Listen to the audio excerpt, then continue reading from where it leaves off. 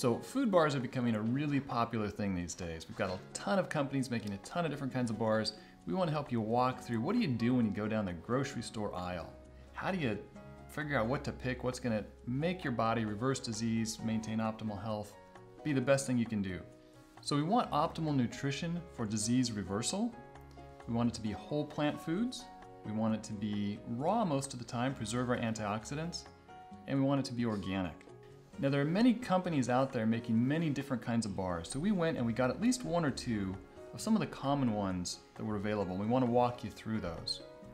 Now there's several things we want to cover before we get into the details. So let's talk about things like the fats, the proteins, and the sugars.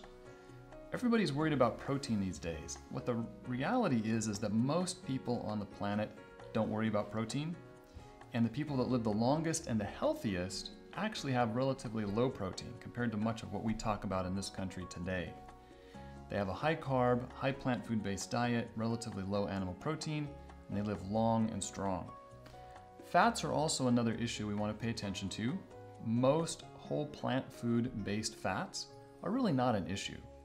They actually have been shown in many scientific studies to be really helpful for most people, preventing disease and even reversing disease. If you're on a low fat diet, there are some options. It will be a little bit challenging, but not undoable.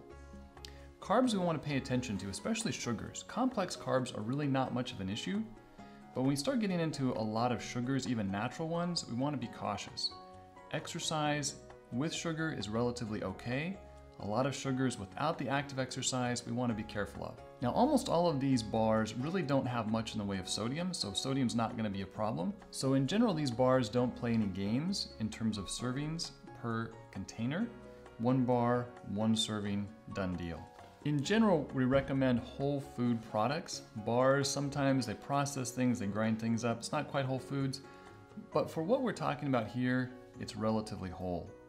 Now there are some advantages to the bars that trail mixes and similar kinds of whole foods can't do. And those get into things like when you want to sprout grains, when you want to do vegetable juice blends, or high nutrition concentrates sorts of things.